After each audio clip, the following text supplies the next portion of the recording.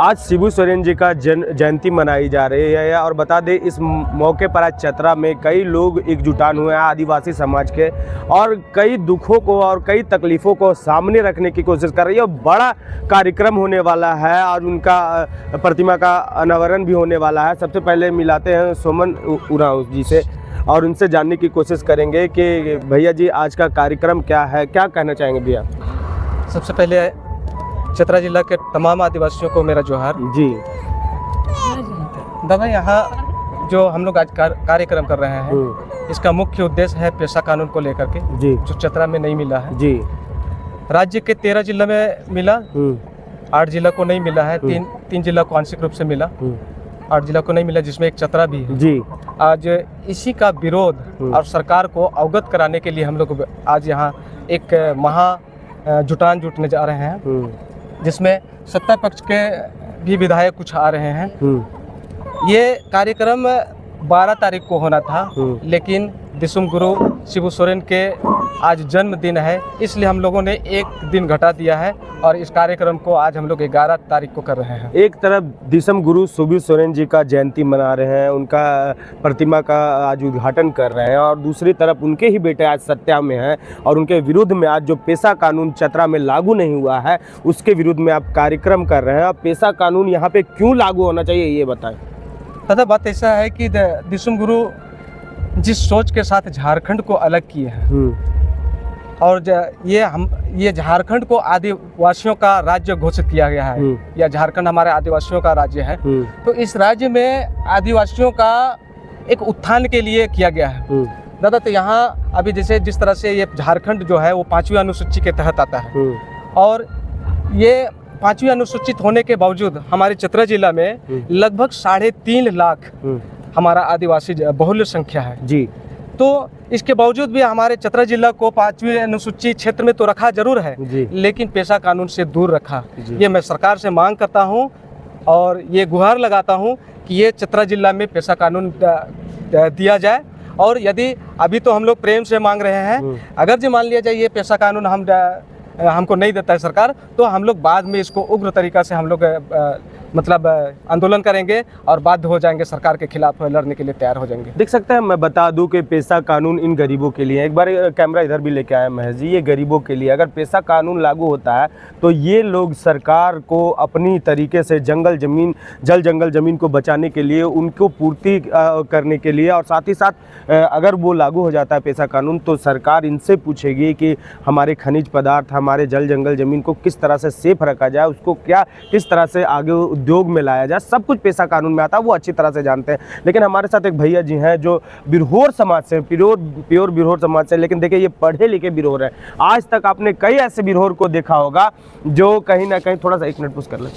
देखिए बिरहोर समाज से ये नवयुवक हैं और पढ़े लिखे नवयुवक हैं, आदिवासी समाज से। अभी तक मैंने कई कवरेज ऐसे आपको दिखाए होंगे जहां आदिवासी समाज दतवन बेचते हैं और जंगली कुछ पशु बेचते हैं, तो अब वो 2 रोटी खा पाते हैं और सरकार थोड़ी मोड़ी चीज़ उन्हें देती है। लेकिन बताया जाता है कि झारखंड में आदिवासियों की संख्या बहुत कम है जिसकी वजह से उन्हें विशेष छूट, विशेष ध्यान दिया जाता है। लेकिन ये पढ़े नौजवान हैं, इनसे हम जानने की कोशिश, आप भी आदिवासी से, क्या सरकार के द्वारा आपको क्या क्या उपलब्धि मिलती है? देखिए, वो तो अपना ब्लॉक प्रखंड विकास पदाधिकारी और ग्राम प्रधान के द्वारा ध्यान देना चाहिए। से हमारे ब्लॉक में भी है प्रखंड विकास पदाधिकारी चंद्रदेव प्रसाद, उनके द्वारा काफ़ी जो हमारा सिमरिया प्रखंड का आदिवासी है, बिरहोर जाति है, खूब लाभ मिला उन लोगों को। देते हैं दाम बराबर देते हैं। एक चीज़ बताइए, आप पढ़े लिखे हैं लेकिन कई ऐसे आदिवासियों को मैंने देखा है जो पढ़ाई लिखाई से दूर रहते हैं, सिर्फ कमाते हैं और खाते हैं। क्यों ऐसा क्यों होता है? इसमें मेन मुख्य देखते हैं, जैसे हमारे गांव में यानी 6-8 साल से स्कूल मस्त पड़ा था, तो कुछ हमको जानकारी होने के बाद जिससे हमको लगा कि स्कूल को चालू करना चाहिए, क्योंकि उससे हमको दिख रहा था हमारे गांव के बच्चे लोग जो मतलब और आगे जाने के कारण ना होने के मतलब पीछे जा रहा था सब खेलने कूदने में। तो हम अपना गांव में बैठक रखें, अपना सबसे अपना ग्रामीणों को समझाएं कि जिंदगी में शिक्षा और अपना संस्कृति के बारे में जानना जरूरी है। पहले तो शिक्षा होना जरूरी है। शिक्षा होना मतलब नौकरी का पाना ही नहीं होता है। शिक्षा होने से क्या इंसान कहीं भी अपना जीवन यापन कर सकता है। पेशा कानून आप लोगों के लिए जरूरी है कि नहीं? जरूरी है सारे को, मिलना चाहिए सारे इसके लिए तो। देखिए, फिर से हम मिलाएंगे उरांव जी से और पेशा कानून क्यों जरूरी है, इनसे अब हम विस्तार से जानेंगे क्यों आप लोगों के लिए पेशा कानून बहुत जरूरी है। मैं जब आदिवासी एकता मंच में का जब गठन हुआ हम लोगों का, जब हम लोगों ने ये आदिवासी मंच बनाया, तब मैं पूरे चतरा जिला के प्रत्येक गांव, प्रत्येक क्षेत्र में मैं भ्रमण किया हूँ। अभी मैं यहाँ का स्थिति, आदिवासियों का जो स्थिति है वो इतना खराब है, बद से बदतर। अभी आप लोग मेरे पीछे जो खड़े हुए हैं जी, ये हमारा चतरा क्षेत्र में आ गया है, शहर क्षेत्र में आ गया है, तो लोगों के पास अभी अच्छे कपड़ा, आप अच्छे से दिखाइएगा तो अच्छे कपड़ा भी नहीं है पहनने के लिए। मैं ऐसे बहुत सारे ऐसे क्षेत्र मैं जाकर के देखा हूँ कि लोगों के पास खाने पीने तक का व्यवस्था नहीं है, रोड का व्यवस्था नहीं है, कपड़ा, महिलाओं के पास कपड़ा, तन ढकने के लिए कपड़ा नहीं है। ये दुर्भाग्य हमारा। एक वीडियो मैंने देखा था उरांव जी, कहा जाता था कि आदिवासी महिलाओं के पास ब्लाउज तक नहीं होता। नहीं, ये चतरा में बिल्कुल ये सच बात है, सच बात है। एकदम बिल्कुल सच बात है कि आज भी आदिवासी हमारा इतना पिछड़ा, और सरकार द्वारा, जैसे अभी झारखंड सरकार द्वारा आदिवासियों को उठाना चाहिए, उत्थान करना चाहिए। अभी झारखंड में हमारा आदिवासी सरकार है और आदिवासी सरकार को और ज़्यादा ध्यान देनी चाहिए। हम चतरा जिला के आदिवासियों को कहें या चतरा जिला को कहें, ये हमको लगता है कि सरकार द्वारा सौतेला व्यवहार किया जा रहा है, जैसा ऐसा महसूस होता है।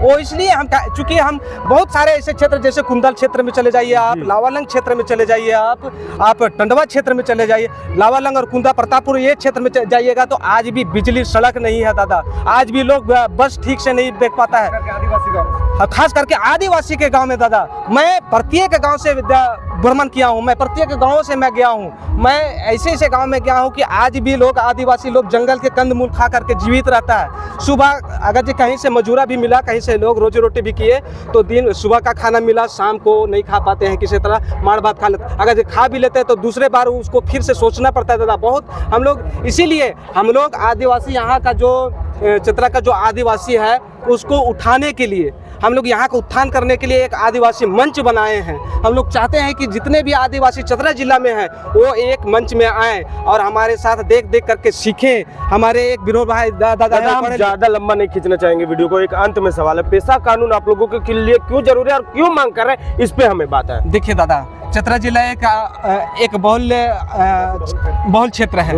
यहाँ जल, जंगल, जमीन का रक्षा करना हमारा जरूरी है। चतरा जिला में खनिज पदार्थ सबसे ज्यादा मात्रा में है और खनिज पदार्थ का जो है वो आदिवासियों के जमीन में है। तो आदिवासियों के जमीन में है और आदिवासियों को ठीक से मुआवजा नहीं देता है। आज भी सरकार, चाहे कंपनी उसको मुआवजा नहीं देता है। मैं उसका डेटा दूंगा तो वो मुआवजा नहीं देती है। इस वजह से हम लोग चाह रहे हैं कि हमारा जो पेशा कानून हो हमको मिले, हम अपने जल, जंगल, जमीन को बचाएंगे।